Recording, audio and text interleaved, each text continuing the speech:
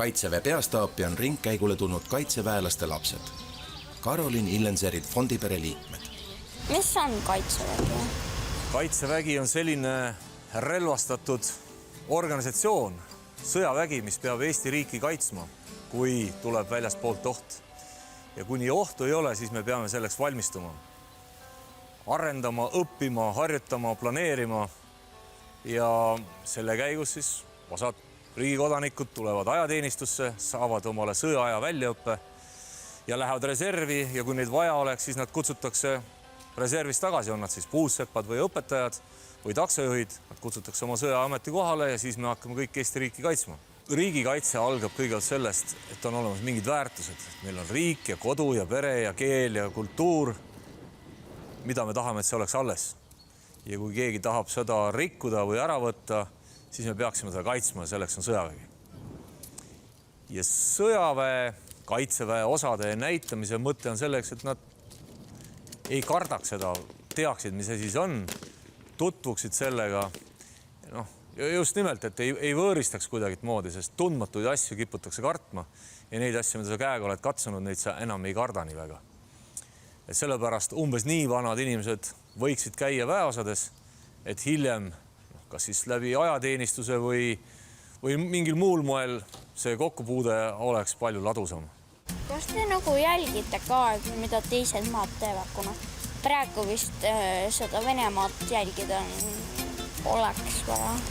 No me ikka kogu aeg jälgime. Meil on selle jaoks isegi vastav jälgimisasutus olemas nagu luurekeskus, aga erialaselt meil kõik ohvitserid ka vaatavad ja õpivad, mis näiteks toimub Ukrainas, et meie selliseks asjaks valmis oleksime. Et ikka jälgime. Kas Eestis on turvaline elada? Ma arvan, et on väga turvaline. Ma arvan, et Eestis on niisama turvaline elada kui Inglismaal või Hispaanias. Ja võib-olla, et isegi veel turvalisem. Kui te vaatate, kuidas meil teie vanused lapsed võivad tänaval ringi kõndida, siis sellist asja võib-olla Hispaanias või Inglismaal ei näe.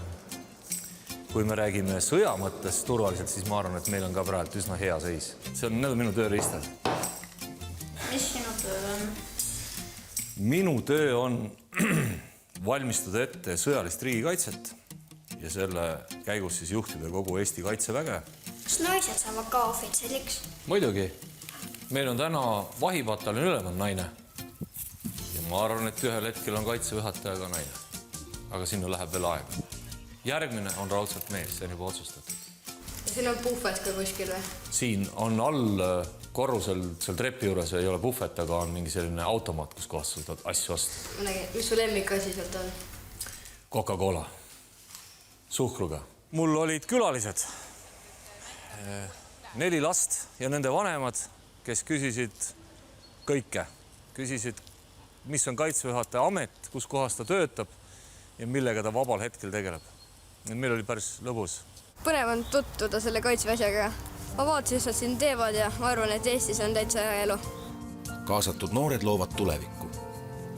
Toetame ja kaasame, sest Eesti kaitse algab igaühest meist.